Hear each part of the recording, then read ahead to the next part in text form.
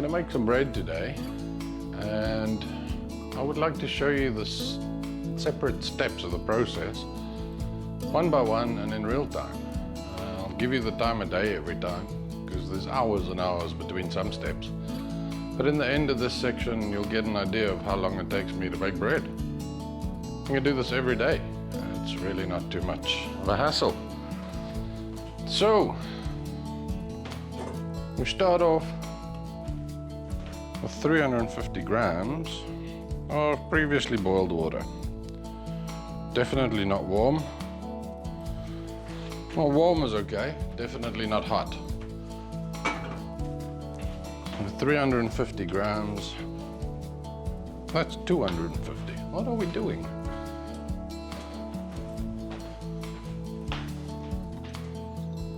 $350 grams, which gives us 70% hydration. By the way, it's now 9 in the morning. I've lost my 1/3 size measuring spoon, so I take half a teaspoon of dry yeast and literally a pinch of salt, just something to get the yeast going. So mix that.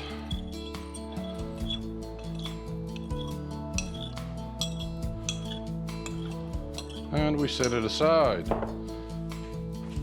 Some people would set it aside for an hour, 2 hours, half a day until it froths. I find just while I'm weighing my other ingredients is good enough.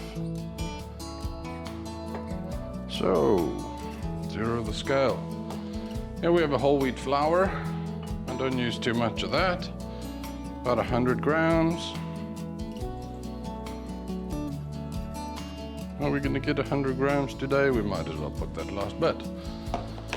And then I have a white bread flour with a protein content of 11%. 400 grams of that, giving us a total of 500 grams of flour, 350 grams of water, giving a hydration level of 70%. There we have 500 grams flour. Let's give this a quick wipe down. Keep everything clean. Gonna mix these two together, making sure all of the yeast goes in. And then pop it in the mixer with a dough hook attachment. Slow speed at first, just to combine everything. Oh, so we don't have flour flying everywhere. Then you can go a bit faster. Purpose of this is just to hydrate all of the flour. We're not doing any kind of serious kneading. Just want to get everything wet.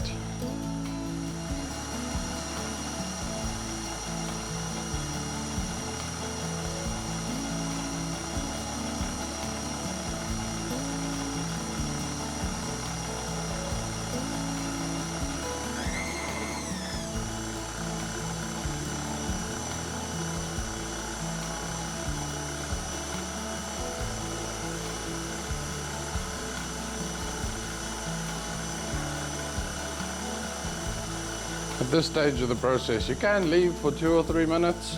It's up to you. As I say, we just want to hydrate everything.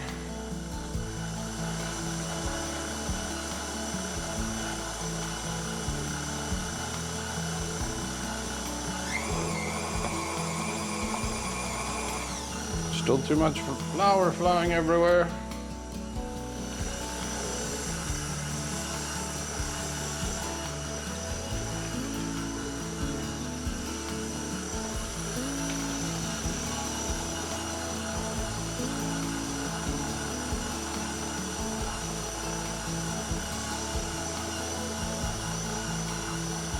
Usually I'd be making breakfast right about now, but it's school holidays, so we've already had breakfast.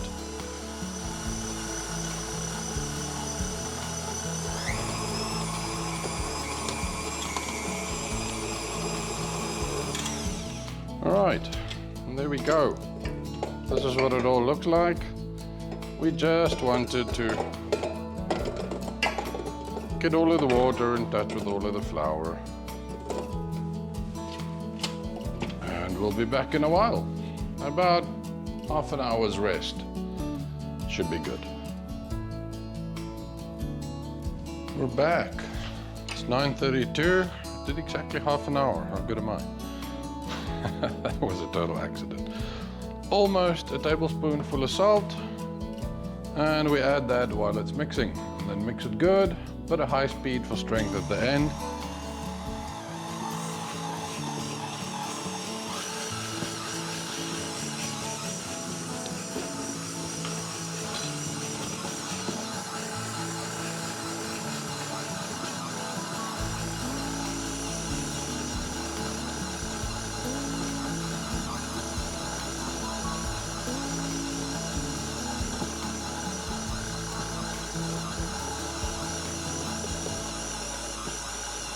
Again, at this stage you can leave, you can do other activities. You can let it mix for 3 minutes, 5 minutes. It's up to you. Just want to combine the salt well. And then, as I say, at the end, a bit of high speed to give the dough a bit of strength.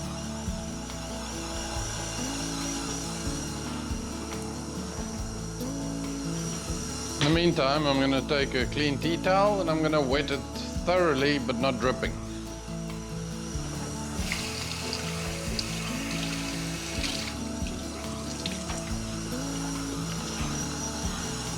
It's wet, it's not dripping, it's perfect.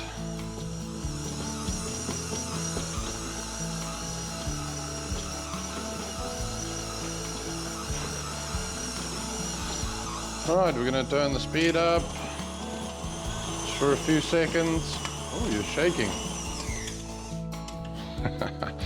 I saw you were shaking a bit there, guys. Are you cold?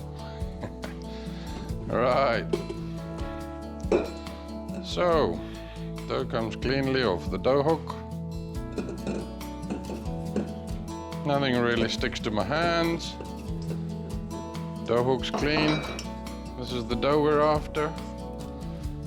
And then we're just going to cover it, let it rest until it's about double in size. I do most of the time when it suits me. In the afternoon I start working. So it was 9:32, it's now 9:34, and took 2 minutes. See you later. All right, we're back. It is 4:05 in the afternoon. And this is what the dough looks like. Got a dough scraper over here, a curved one and also a flat one. So all I'm going to do now is put the dough on the counter, stretch it out, and stick it to the dry counter. Move around the outside so the dough can relax a bit while I'm stretching. Don't have to go this big. I like to see how big the dough can go before it starts tearing. All right, fold it over, fold it over, fold it over, fold it over. Different flat dough scraper that I use just to clean my counter with. All the dough incorporated again. And we cover it with the rag again. See you later.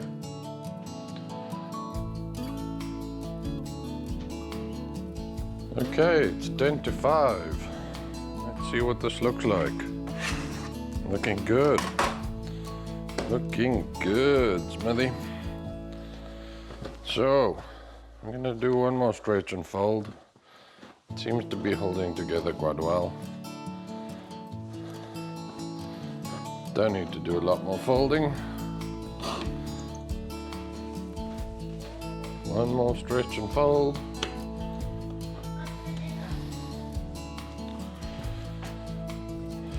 And we cover it.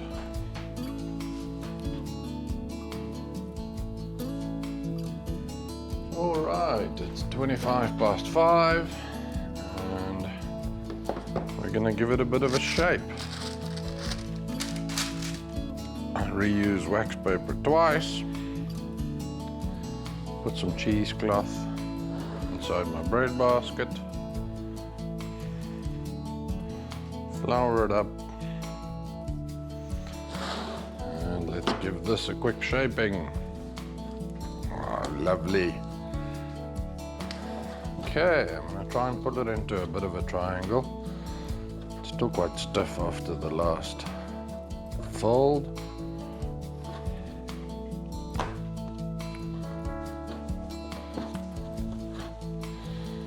Bit of a triangle.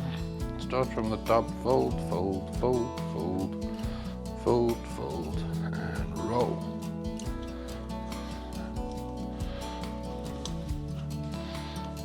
Right. Tuck it in as I roll.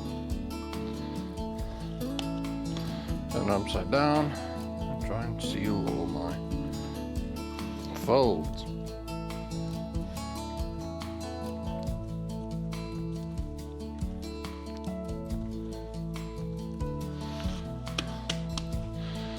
Bit of flour and upside down in the bread basket.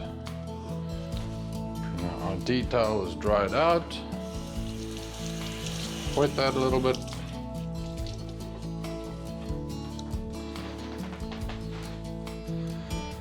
And we cover it up again. Now we're going to let it stand until just before bedtime. We'll be back then.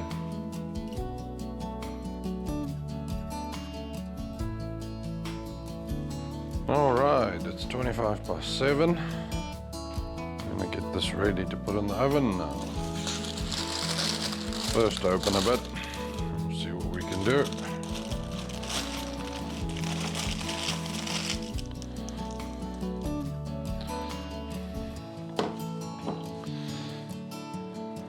And give it a cut so we can get some oven spring out of it. Cut it down there. And a couple of cuts down the side.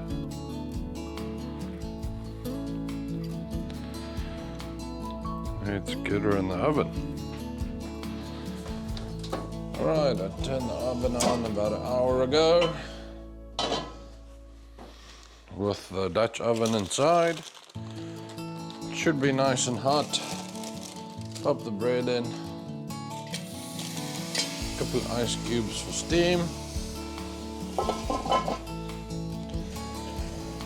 And there we go.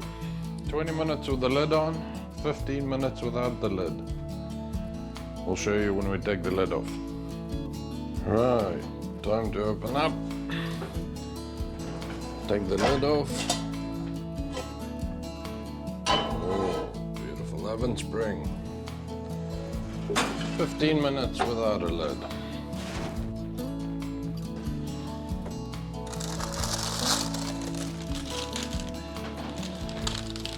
Right, this is after it comes out of the oven. Lovely and crunchy.